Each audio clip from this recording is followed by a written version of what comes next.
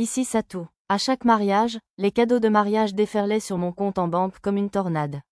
Mais comme c'était un excellent moyen de rencontrer des femmes, j'étais prêt à endurer cette vie frugale jusqu'à mon prochain salaire.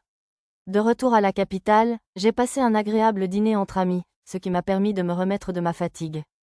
Puis, ce soir-là, Nanashi le héros, j'entrai dans le cabinet privé du duc, dans son château, et il me salua comme un ami. En parlant, je me souvenais des phrases simples que j'avais utilisées la dernière fois. Quel étrange héros, d'entrer par la fenêtre comme ça. Assis en face du duc se trouvait le roi de Shiga, ou plutôt, sa doublure. Son ton était celui d'un grand-père grondant un petit-fils turbulent. Lorsque j'atterris au sol et arrivai au centre de la pièce, l'atmosphère chaleureuse changea légèrement, et l'expression de la doublure du roi se crispa. Monsieur Nanashi le héros, en tant que souverain du royaume de Shiga, je vous remercie d'avoir sauvé notre pays de la destruction. L'homme inclina profondément la tête. Même dans un cadre aussi officieux, il semblait inconvenant pour un roi de baisser la tête devant qui que ce soit. Ne vous inclinez pas, j'aimerais vous récompenser et vous accorder la pairie lors d'une cérémonie publique. Ne voulez-vous pas m'accompagner à la capitale royale dans mon dirigeable privé?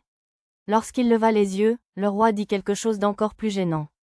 Si j'acceptais un rang élevé, je serais probablement entraîné dans toutes sortes de luttes politiques avec d'autres aristocrates. Inutile, mais en plus d'avoir vaincu un seigneur démon, vous avez vaincu un démon supérieur et même les 7 poissons monstres géants qu'il avait invoqués. Ce sont des exploits comparables à ceux du roi ancestral. Le laisser partir sans rien lui rendre serait.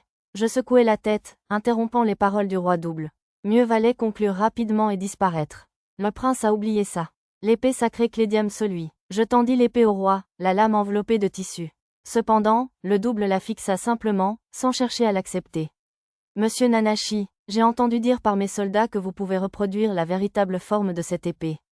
Ai-je bien entendu? J'acquiesçai silencieusement à la question du duc. Pensait-il que cette épée était une contrefaçon ou quelque chose du genre? Pourriez-vous nous la montrer? Dégainer une épée dans la chambre privée du duc semblait être une tentative d'arrestation immédiate, mais comme il la demandait lui-même, je n'avais pas vraiment le choix. Je dénouai le tissu autour de la lame de Clédiam celui, y injectais de la magie et récitais l'écriture. Plus petit que dense, plus grand que, comme lors du combat contre le démon jaune, l'épée se brisa en 13 lames plus petites et flotta autour de mon corps. Incroyable. Alors, les légendes disaient vrai. Magnifique. La tapisserie est loin d'être si fidèle. Bon, calmez-vous. Le duc et même la doublure du roi semblaient sur le point d'écumer. J'aurais aimé qu'ils modèrent un peu leur fanboyisme. Il me sembla qu'ils en avaient assez vu, alors je remis l'épée dans son état normal. Nombreux sont ceux qui ont pu utiliser les écritures pour faire danser l'épée, mais depuis le roi ancestral, personne n'a réussi à lui révéler sa véritable forme. Je récupérai l'épée que j'avais chargée sur l'épée, enveloppai la lame et la tendis au roi. Cependant, il refusa toujours. Non, garde-la, je souhaite la confier à celui qui saura révéler sa véritable puissance. Attendez, monsieur Doublure, devriez-vous vraiment prendre cette décision? Vous êtes sûr? Ces quelques mots me permirent de deviner s'il avait besoin de la permission du vrai roi. Mais ni le roi, la doublure, ni le duc ne semblaient disposés à changer d'avis. Bien sûr. Ensuite, tu devras apporter l'épée sacrée Clédiam celui à la cérémonie de la grande audience le jour de l'an. Je ne suis pas sûr de pouvoir y aller. J'essayais de faire comprendre que je ne voulais absolument pas y aller, mais je ne semblais pas le comprendre. Et là, je te déclarerai héros du royaume de Shiga. Donc, si je n'y vais pas, toute la cérémonie sera annulée. Ceci dit, la capitale royale serait-elle capable de se défendre sans Clédiam celui? C'était une épée pratique, certes, mais honnêtement, je m'en sortirais très bien sans. Et la capitale? La capitale abrite les 8 épéistes de Shiga et leurs épées magiques. Le roi Sozi répondit avec assurance, mais j'avais rencontré l'un des 8 épéistes de Shiga. C'était le garde du corps du prince, et il avait été quasiment inutile lors du combat contre le démon à la peau jaune. Si les 7 autres épéistes étaient du même niveau, pourrait-il vaincre un démon supérieur sans épée sacrée? De plus, une épée sacrée choisit son porteur. Tant que tu seras là, personne d'autre ne pourra probablement l'utiliser. À moins que le roi ancestral Yamato ne soit ressuscité du légendaire mausolée du cristal de rêve, bien sûr. Je vois. Bon, je suppose qu'il est inutile de la rendre s'ils ne peuvent pas l'utiliser.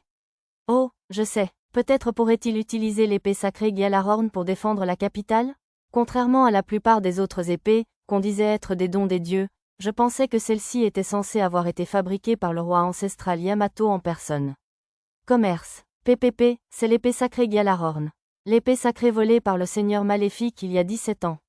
En voyant l'épée sacrée que je tenais, le roi et le duc, double du corps, se levèrent d'un bond, surpris. Oh, Seigneur! L'épée forgée par notre grand roi ancestral Yamato est enfin de retour au royaume de Shiga. Merci, Nanashi le héros, merci. Je ne m'attendais pas à un tel enthousiasme. J'aurais peut-être dû la lui rendre plus tôt. Je me suis dit que le Seigneur maléfique, dont le double avait parlé, était probablement le roi mort-vivant Zen, qui m'avait donné cette épée sacrée. Contrairement aux épées sacrées divines, celle-ci était utilisable sans limite, comme en témoignait le fait que le mort-vivant Zen en était capable. Au cas où, j'avais gardé ma magie de guérison prête à l'emploi lorsque j'ai remis l'épée au roi double, mais rien ne s'est produit, comme je l'avais prévu. Par ailleurs, le troisième prince, qui avait rapidement vieilli lors de la bataille contre le démon jaune, avait été renvoyé à la capitale royale pour se reposer et se faire soigner. Une fois mon affaire au château du duc terminée, j'ai utilisé le sort de retour pour me téléporter dans les ruines du labyrinthe sous l'ancienne capitale. Mon plan était de fabriquer de la poudre de dragon avec les écailles de dragon noir que j'avais récupérées la veille. Zut, c'est dur. L'outil en acier bleui que les kobolds m'avaient donné ne pouvait même pas faire une égratignure. Si je le poussais encore plus fort, il serait probablement ébréché. Plus petit que pour l'éternité, plus grand que, j'ai sorti l'épée sacrée Durandal de la réserve et j'ai récité les écritures dont Ringrand m'avait parlé, et sa lame ébréchée s'est instantanément restaurée. Elle a consommé la puissance magique que je lui avais chargée, mais c'était un prix modique. Je ne savais pas si cela fonctionnerait si la lame était complètement brisée, mais dans tous les cas, c'était un pouvoir bien pratique. Je suppose que je vais utiliser l'épée sacrée Durandal comme arme principale à partir de maintenant. Cette chose coupe toujours si bien. J'ai coupé les écailles en petits morceaux avec l'épée sacrée Durandal, puis je les ai frottées ensemble pour les réduire en poudre. Ça a commencé à devenir assez fatigant à mi-chemin, alors j'ai utilisé une petite quantité de poudre comme agent pour le sort de polissage, ce qui a transformé le reste en poudre d'un seul coup. Qualité supérieure? La poudre obtenue avait le statut de qualité supérieure.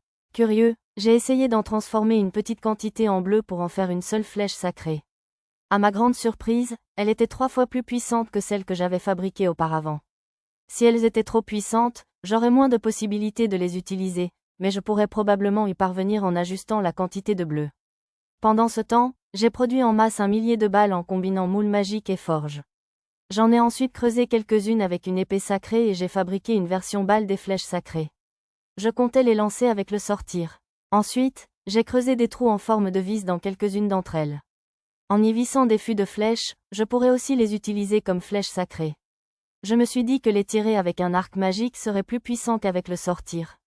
Tant que j'y étais, j'ai aussi fabriqué des balles magiques bleues à partir de noyaux de monstres normaux. Tirer avec le tir s'est avéré moins précis que prévu, alors j'ai décidé de travailler sur une meilleure méthode. Version du sort. J'espérais améliorer leur précision en ajoutant un vecteur de rotation latérale à leur trajectoire lors du tir, comme les balles dans mon ancien monde. Le reste de mes parchemins devrait être prêt à être récupéré dans environ 5 jours, je comptais donc terminer le sort d'ici là. Quant à la pointe de lance en griffe de dragon que j'utiliserai pour améliorer la lance de Lisa, je me demandais si je pouvais la fixer solidement. J'ai donc décidé de planifier un peu plus avant de tenter quoi que ce soit. Le lendemain, j'ai été convoqué au château du duc concernant l'incident du dragon noir, où le héros et moi avons reçu la médaille de la conquête du dragon du duché d'Ugosh. Cette médaille semblait rare, contrairement à la médaille de saphir du duché d'Ugosh que j'avais reçue précédemment. Grâce à elle, je serais traité presque aussi bien que le chef d'une famille de la haute noblesse, n'importe où dans le duché. Peu importait, car j'avais déjà bénéficié d'une hospitalité excessive. Nous avons également reçu des compliments de la part de la doublure du roi, présente à ce moment-là. On nous a aussi annoncé que nous pourrions recevoir des médailles du royaume lors de la grande audience, où les nobles se réunissaient dans l'ancienne capitale pour célébrer le nouvel an. Puis, lorsque je me suis séparée de l'héroïne, la princesse Ménéa, et des autres au château du duc et que je suis retournée au manoir où nous logions, le majordome m'a informé qu'un invité m'attendait. Je suis vraiment désolée de vous avoir fait attendre. Sir Satou. Non, c'est moi qui suis arrivée sans prévenir. Tolma s'est levé du canapé et m'a salué nonchalamment. Il avait beaucoup fait pour moi, depuis mes informations sur d'autres nobles jusqu'à ma présentation à l'atelier de parchemin tenu par le vicomte Siemon, membre de sa famille. Je n'allais donc pas lui faire de reproches pour un léger manquement à l'étiquette. Le plus gros problème était l'homme à l'air mal en point qui se tenait derrière lui. Je l'avais rencontré au dîner du duc, mais je ne me souvenais plus de son nom avant de le voir sur l'écran de réalité augmentée. Je crois que vous vous êtes déjà rencontrés, mais voici le vicomte Kirk Emmerin, chef de la famille Emmerin. Oui, nous avons été brièvement présentés au dîner. Tolma était d'habitude assez inconscient, il était donc un peu surprenant qu'il me l'ait présenté. Si je me souvenais bien, cette famille gérait un vaste verger et s'était principalement tournée vers le commerce depuis qu'il avait pris le titre de vicomte. Que me voulait un noble de haut rang comme lui? D'après mes notes, notre seul lien antérieur était une simple danse que j'avais partagée avec sa deuxième fille au bal du duc. Il dit qu'il a besoin de votre aide pour quelque chose. Mon aide? Je suppose donc que ce n'était pas juste un père en colère qui venait me grommeler. Il avait plutôt l'air fatigué que furieux. Voyez, la flotte commerciale qu'il avait organisée avec l'aide de divers investisseurs a été anéantie près des îles du Dragon des Mers, alors. Tolma, tu n'avais pas besoin de lui raconter ça. L'explication enjouée de Tolma fut interrompue par un vicomte émerin plutôt maussade. Pourtant, les îles du Dragon des Mers semblaient être un endroit passionnant. Je les ajoutais discrètement à ma liste de destinations touristiques. Ce que je veux vous demander, sœur Pendragon, c'est ce fruit. Le vicomte émerin interpella un serviteur debout près du mur, qui déposa sur la table une pile de fruits aux couleurs étranges et inégales. D'après mon art, il s'appelait fruit Lulu. Mais la ressemblance avec mon adorable compagne Lulu s'arrêtait là. La peau du fruit était couleur mûre, avec des taches grises marbrées. Il y avait aussi des zones noirâtres décolorées, comme des taches de sucre sur des bananes. Il dégageait aussi une odeur nauséabonde, comme un mélange de parfums épais. C'est un fruit vraiment unique que vous avez là. Mon talent pour le poker face m'a permis de garder un sourire sérieux et de faire la remarque la plus anodine possible. J'ai préparé le thé, monsieur. Merci. Pour une raison inconnue, c'était Lulu, et non une servante, qui s'approcha avec un plateau. Je voyais quelques jeunes visages familiers apparaître derrière la porte, comme Arisa et Pochi. Elle avait donc probablement été envoyée en éclaireuse. Avec vos talents de cuisinière, seriez-vous capable de préparer une confiserie qui permettrait de vendre ce fruit? Cela semblait assez improbable, mais peut-être était-il délicieux malgré son odeur, comme du durian.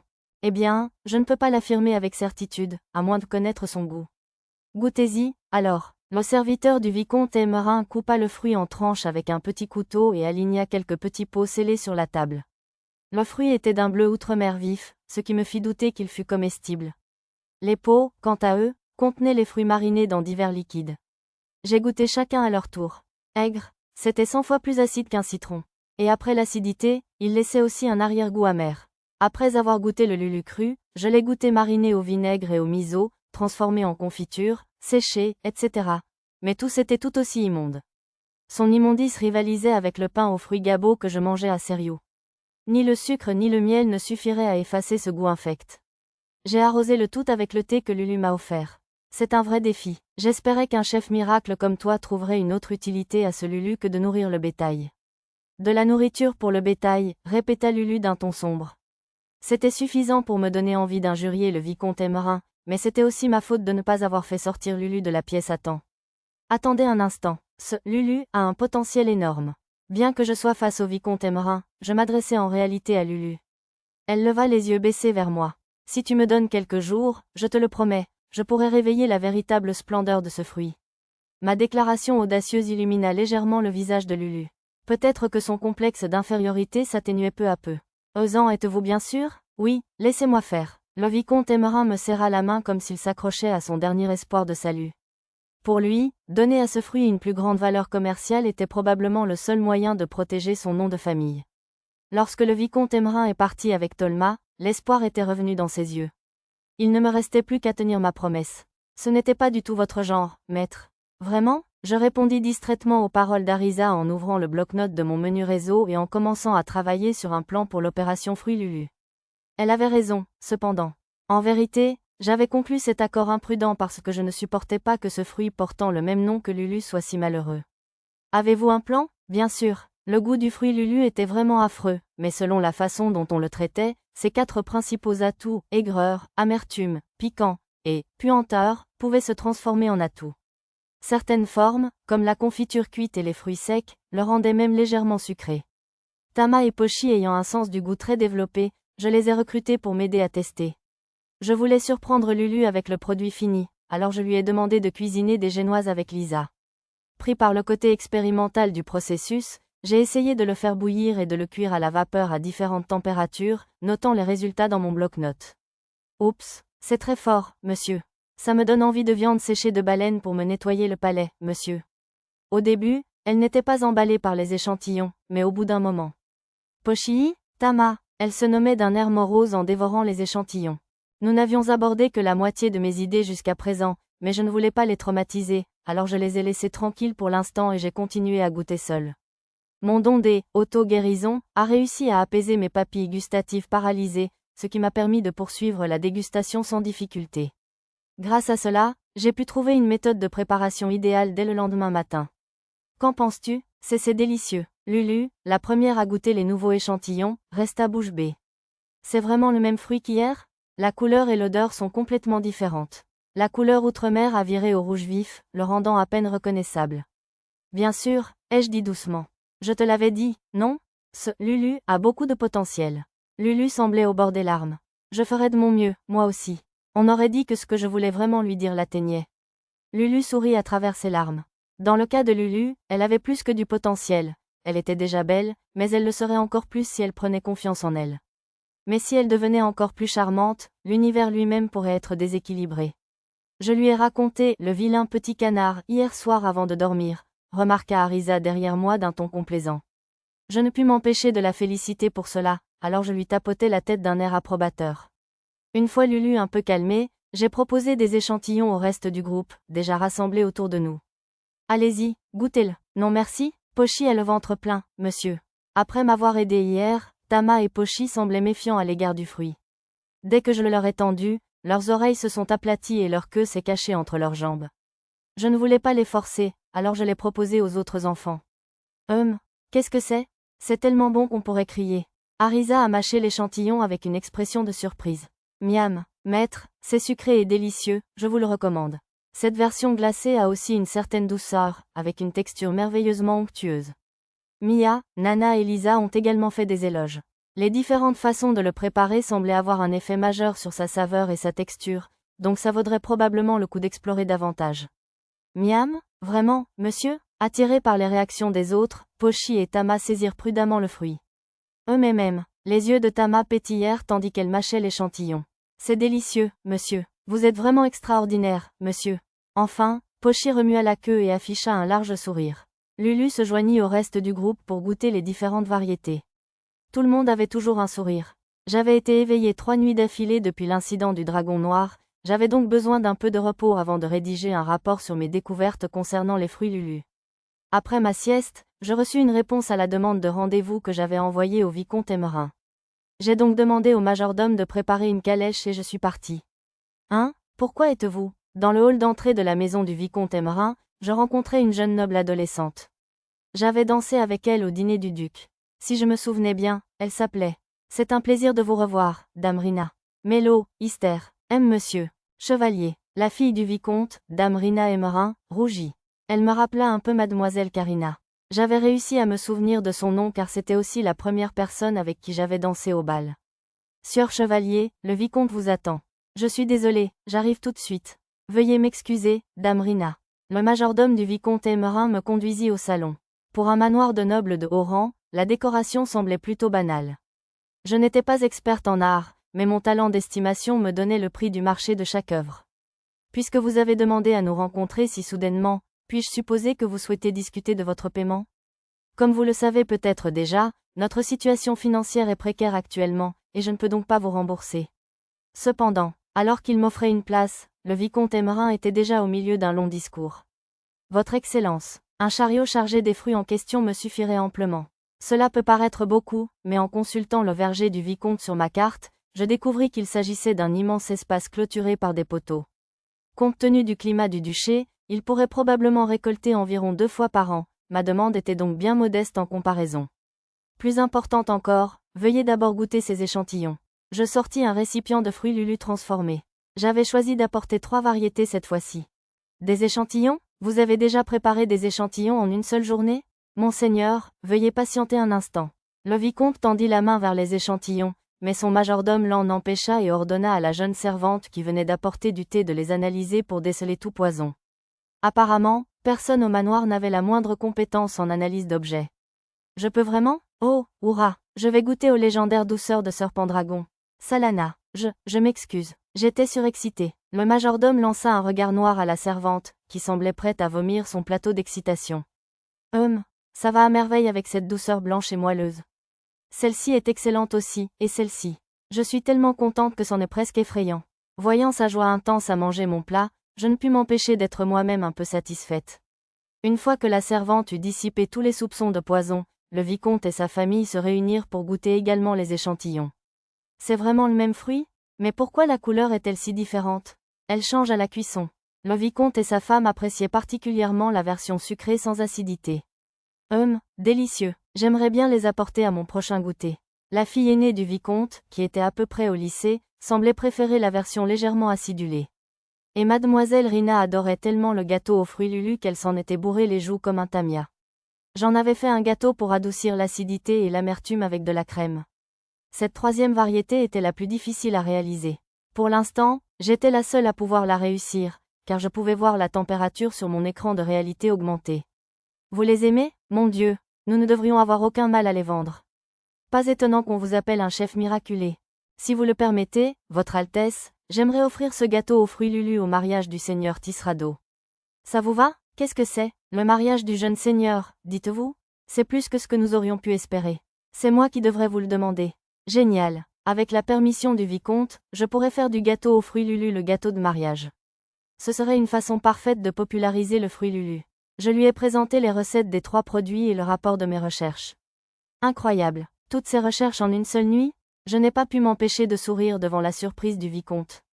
Le secret, c'est que j'ai utilisé 32 ustensiles magiques de cuisson portable à la fois pour tout faire, mais je n'allais pas lui dire.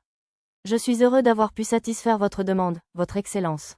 S'il vous plaît, Sœur Satou, appelez-moi Kirk. Mais votre précédente demande est loin d'être une récompense suffisante.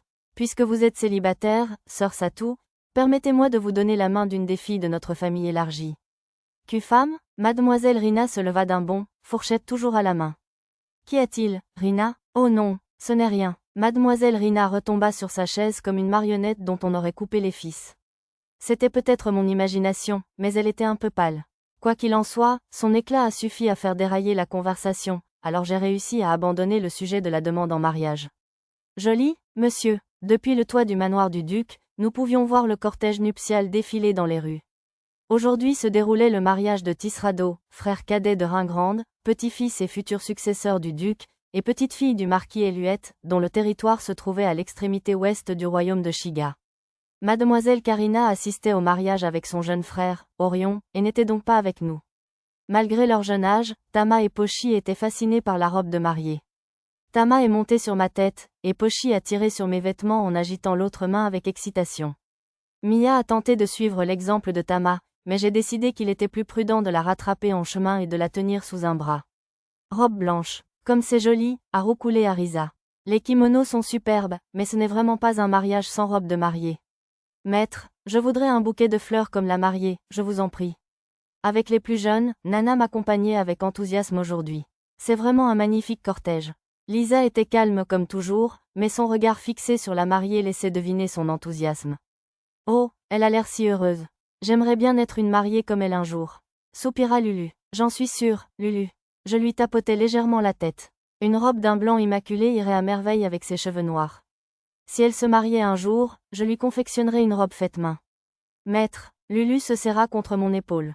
Coupable? Je ne suis pas sûre. Mia et Arisa nous regardèrent avec suspicion. Sire Chevalier, un messager du vicomte Siemon est arrivé. Très bien, je vais les voir. Une des femmes de ménage m'a conduite à la visiteuse. Ayant consulté mon plan en chemin, je savais déjà que c'était Natalina, de l'atelier de parchemin. Elle avait probablement une livraison, même si elle était arrivée plus tôt que prévu. Voici votre commande, monsieur.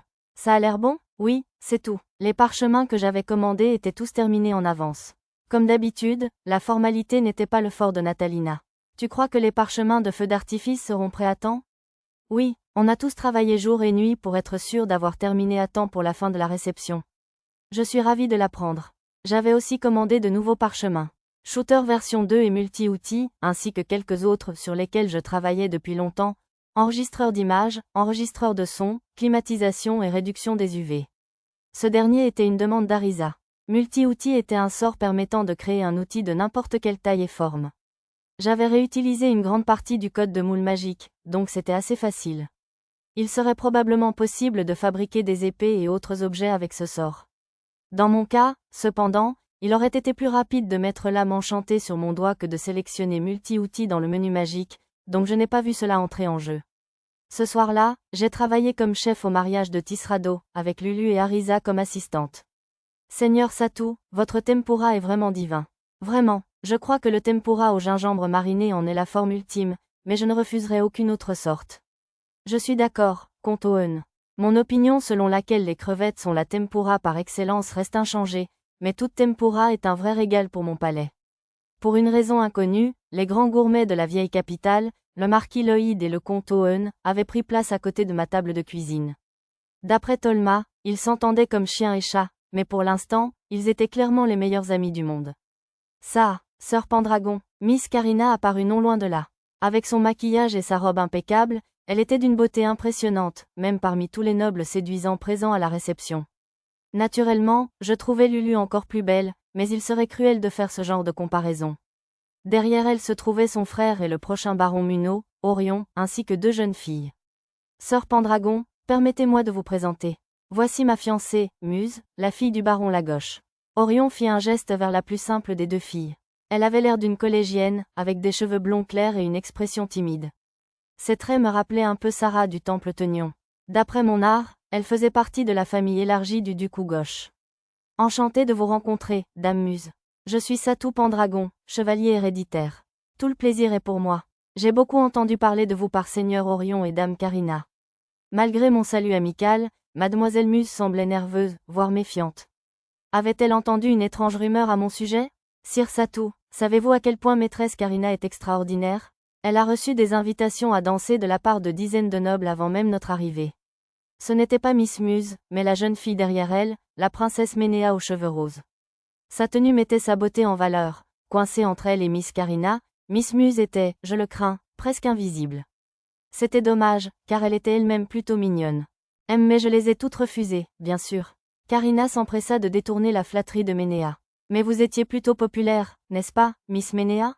Les joues d'Orion étaient rouges lorsqu'il complimenta la princesse Ménéa. Le sourire figé de Muse derrière eux était pénible à voir. Merci, Seigneur Orion. Cependant, j'ai déjà jeté mon dévolu sur quelqu'un d'autre. De façon alarmante, le regard de la princesse Ménéa était fixé sur mon visage tandis qu'elle prononçait ces mots. Mais maîtresse Carina est devant moi, poursuivit-elle en riant, alors peut-être que je vais viser la seconde épouse d'un vice-roi. Je n'avais aucune idée de ce qu'elle voulait dire. Tiens, petite coquine, si mon maître épouse Carina pour devenir vice-roi, tu peux être sûr que sa seconde épouse sera ta servante. Derrière la table de cuisine, Arisa murmura sombrement, ajoutant au drame. Un noble de bas étage comme moi ne deviendrait jamais vice-roi, alors tout cela me semblait discutable. Sire Satou, ce serait dommage de passer une si belle réception à cuisiner. Pourquoi ne pas laisser ce travail ingrat à vos serviteurs et danser avec moi, s'il vous plaît? Ménéa me prit la main avec empressement. Son attitude envers moi avait clairement changé après cette rencontre avec le dragon noir. Je ne me souvenais pas avoir fait quoi que ce soit pour m'attirer ses faveurs, alors je n'avais aucune idée de ce qu'elle pensait. Un travail ingrat, dis-tu? Même si tu es une princesse, je ne peux supporter de tels mots. Les 2 hommes qui répondirent aux paroles de la princesse Ménéa furent le marquis Lloyd et le comte Owen. Hein? Je vous demande pardon? La cuisine de Satou est un art. Si vous ne maîtrisez pas un tel art, vous êtes indigne des cheveux roses de la famille royale de Lumorque, que le roi ancestral Yamato qualifiait autrefois de trésor inestimable. Ces 2-là prenaient la cuisine bien trop au sérieux. Marquis Lloyd, comte Owen, je vous en prie. Inutile d'être si dur envers moi. Harumph, si vous le dites, Sire Satou. Oui, très bien, nous ne voudrions pas déranger notre chef préféré. La princesse Ménéa semblait déstabilisée, alors j'ai doucement mis fin à leur rage, lui donnant l'occasion de se racheter. Mes excuses, j'ai mal choisi mes mots dans mon empressement à inviter Sire Satou à danser. Lorsque la princesse Ménéa s'est sincèrement excusée, le marquis Lloyd et le comte Owen ont hoché la tête et ont repris leur discussion culinaire. Permettez-moi de répéter ma demande. Sire Satou, je vous en prie, dansez avec moi. La princesse Ménéa me prit la main à nouveau et battit des paupières. Pour une raison inconnue, mademoiselle Carina semblait la fusiller du regard presque aussi furieusement qu'Arisa. Juste à ce moment-là, un nouvel intrus entra dans la mêlée. Satou, que fais-tu à cuisiner ici? Le héros me remarqua de loin et s'approcha. Derrière lui se trouvait le reste de son groupe, tous sur leurs 31. Ils étaient tous magnifiques, avec une silhouette imposante en prime, un spectacle à ne pas manquer. Est-ce Sir Hayato Masaki le héros? Ma sœur, Sir Pendragon est-il un ami de Sir Héros? Le baron Munro avait dû lui aussi élever ses enfants dans la tradition des héros. Waouh, c'est des tempura? Puis-je en avoir? Bonsoir, Sir Hayato. Voulez-vous aussi du riz blanc fraîchement cuit? Sérieux? Ce serait génial. Chargez-moi, s'il vous plaît. Les femmes derrière lui m'ont également salué amicalement. En retour, j'ai complimenté chacune d'elles à tour de rôle. C'était agréable de ne pas avoir à faire de cérémonie. Vous ne devenez pas trop aimable, n'est-ce pas? Arisa m'a interpellé, alors j'ai simplement répondu, bien sûr que non. Avant de commencer à cuisiner, j'ai décidé de présenter mademoiselle Karina et compagnie au héros. Attendez, le héros de l'Empire des Sagas est venu saluer Sir Pendragon? Et Sir Pendragon l'a aussi appelé par son prénom. Vous n'avez pas entendu? Sir Pendragon a accompagné le héros pour affronter un dragon. C'est vrai? Il faut qu'on le marie dans notre famille, alors. Alors que je discutais avec le héros, j'entendis des nobles bavarder à notre sujet. Cette dernière remarque posait problème, mais je n'y pouvais pas grand-chose, alors je l'ignorais et préparais un service de tempura pour le groupe du héros. C'est Arisa qui leur apporta le repas. Merci d'avoir attendu, Sir Héros. Paix princesse Arisa? Pourquoi faites-vous le travail d'une servante? Les cris stridents du héros déclenchèrent un brouhaha parmi les nobles et les serviteurs alentour. Je suis une ancienne princesse, rappelez-vous. Et je ne pouvais pas rester sans rien faire pendant que le seigneur Satou travaille dur. En tout cas, cette tenue de servante n'est-elle pas magnifique? Arisa fit un petit tour. Bien sûr, elle vous va à ravir. La princesse Mérieste et mademoiselle Ringrande froncèrent les sourcils face aux héros obséquieux, lui tirant chacune un bras en signe de protestation. C'était un geste de jalousie plutôt mignon. En voulez-vous aussi? Pour les distraire de la folie du héros, je leur offris quelque chose à manger. Oh, vous avez apporté ça aussi? On dirait de l'eau, mais ça sent vraiment bon. C'était mon consommé, une sorte de plat secret. Mia n'aimait pas la production en masse, alors j'en fis un seul pot pour les personnes qui en faisaient la demande. La portion que je servis au héros et à ses compagnons provenait du peu qui n'avait pas déjà été réservé. Délicieux, vraiment, c'est un plat miracle digne de la table des dieux. La princesse Mérieste réagit avec une excitation exagérée en goûtant la soupe. Son sourire éclatant indiquait clairement qu'elle ne faisait pas que par politesse. Vous avez entendu? Waouh, la soupe consommée est vraiment incroyable. Alors même son Altesse de l'Empire des Sagas est sous le charme du chef miraculé? Encore des rumeurs de nobles. J'espère que toutes ces étranges rumeurs ne me suivront pas dans mes voyages. Mesdames et messieurs, votre attention, s'il vous plaît. Les mariés sont sur le point d'entrer. Après avoir discuté un moment avec le cortège du héros, Karina, et les autres, une voix retentit au fond de la salle de réception. L'éclairage de la pièce s'éteignit et la magie de lumière braqua une douce lumière sur les mariés. Ils se dirigèrent vers un énorme gâteau de mariage à 8 étages, dissimulé sous un linceul de tissu. Le gâteau seul ne pouvait pas supporter tout son poids, aussi tous les étages, sauf les 3 supérieurs, furent-ils renforcés par un cœur de pain ferme. Aujourd'hui, nous allons participer à la célèbre cérémonie de découpe du gâteau, racontée dans les récits du roi ancestral. La légende dit que cette cérémonie assurera un héritier en bonne santé au nouveau marié. Un gentleman, qui semblait être le modérateur, utilisa le sortilège d'amplification de la magie du vent pour annoncer la cérémonie. Couper le gâteau était manifestement un rituel légendaire en ce monde.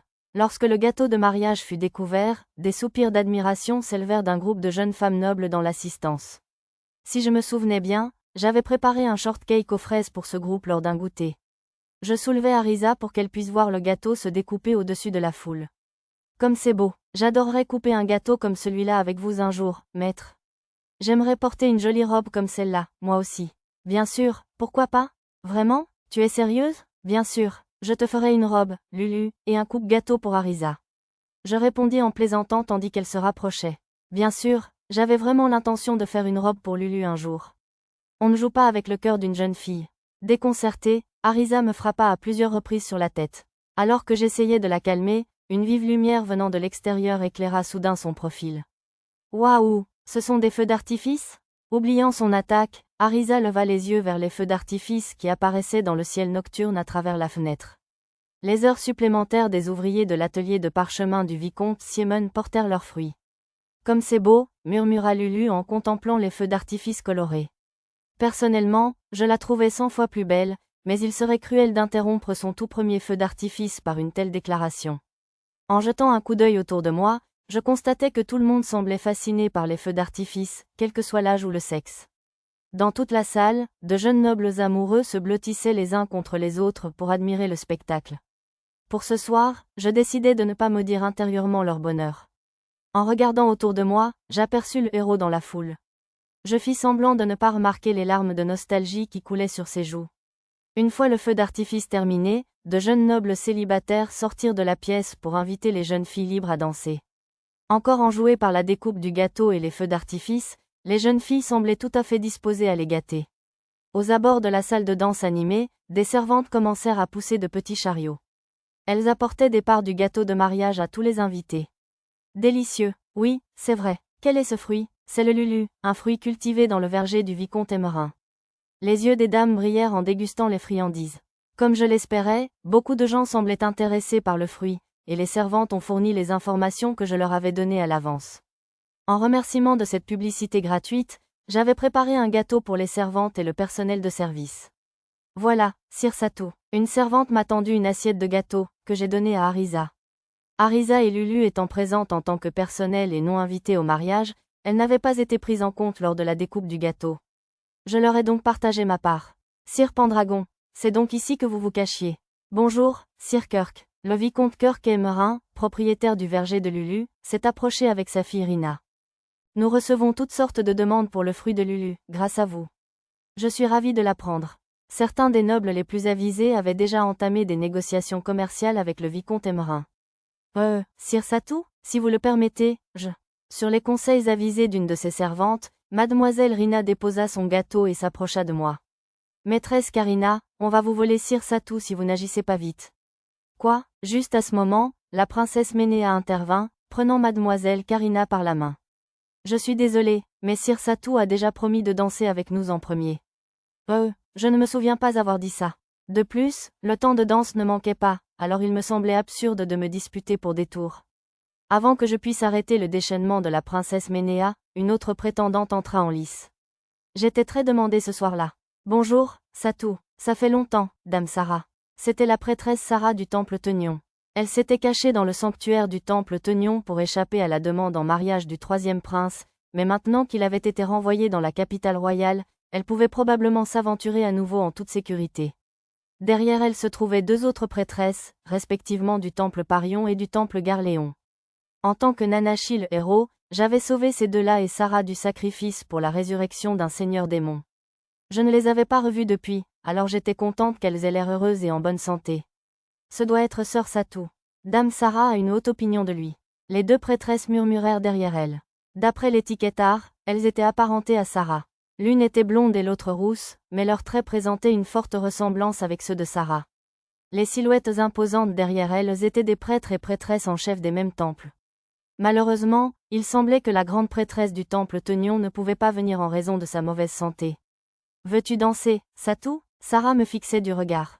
La princesse Ménéa était sur le point de grimper sur une table pour protester. Mais elle fut interrompue avant qu'elle puisse prendre la parole. « Sarah, sœur Rin, surprotectrice comme toujours, mademoiselle Ringrande prit sa défense. Tu es plutôt populaire, hein, Satou? Je ne dirais pas ça. » Je haussai les épaules d'un air penaud face à la remarque sournoise de l'héroïne. Oui, beaucoup de jeunes femmes me convoitaient, mais elles étaient toutes adolescentes. Malheureusement pour elles, mes goûts étaient au moins 5 ou 10 ans plus vieux. Finalement, grâce à la médiation de la princesse Mérieste, j'acceptais de danser avec chacune d'elles tour à tour. Sarah, mademoiselle Karina et la princesse Ménéa étaient une chose, mais comment ai-je pu danser avec les autres prêtresses, mademoiselle Ringrande et la princesse Mérieste aussi? Eh bien, j'ai pu danser avec plein de jolies filles et de charmantes dames, alors je suppose que tout est bien qui finit bien.